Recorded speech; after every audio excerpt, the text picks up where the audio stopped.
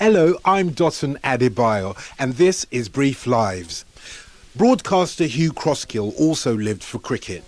Crosskill became known as the voice of the Caribbean for radio listeners all over the world. In an unprecedented move, 6 soldiers have been arrested in Haiti and an army platoon confined to barracks following a government investigation into a bloody military-civilian clash. Asked for a little doubting the tremendous legacy that the Rolls-Royce of fast bowlers leaves behind for those who would aspire to follow in his graceful footsteps. Working for many years for the BBC's World Service, Hugh Crosskill was fearless in investigating wrongdoing and political scandals in the region. Famously, he once tracked down a police chief on St Vincent to a gambling den. Hugh was also not afraid to share his problems, however serious, with listeners. Jerry Timmins recruited Hugh to the World Service and was a close colleague. The first thing you noticed about him was his extraordinary voice. He had a very deep, warm, rich voice with a tinge of the Caribbean that was very attractive to listen to. But he was also a piercingly good interviewer. In fact, his interviewing technique was interesting to watch. He had the capacity to draw people in where necessary. His interviews could become almost confessional. Because of the warmth of his personality, people would open up to him. And I think probably the strength of his interviewing was built on his genuine love for the Caribbean. So he was a tough interviewer, but nevertheless he was trusted by his listeners to investigate things like corruption or political wrongdoing in the Caribbean. Indeed, he exposed several political leaders for wrongdoing, didn't he? There was one leader who we realised was having some form of relationship with an underage girl, and it was Hugh who phoned him up and put the allegations to him.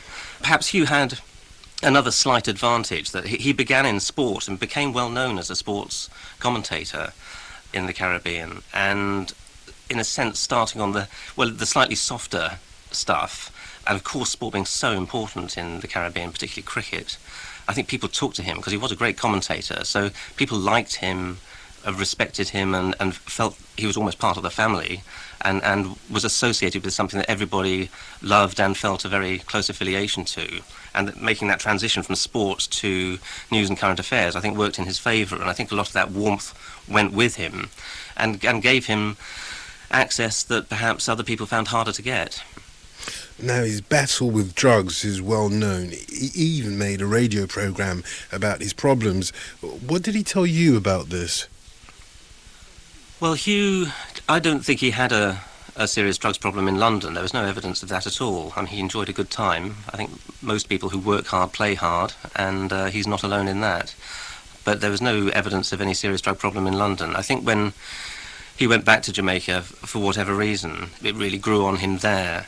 And I did see him after he went back, and he was going for rehabilitation, and went to a clinic in Cuba, and was clearly working very hard to kick it. I think he had, in the end, quite a public battle with that. I mean, he was a brave man, Hugh. There was much that was courageous about his journalism, about him personally, and it was typical that he would stand up in public and acknowledge his habit and talk about his struggle to beat it.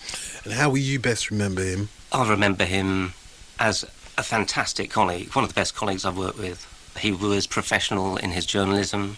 He was very unusual in somebody who was on air so much, in that he was surprisingly humble, really, in spite of his talent. Jerry Timmins.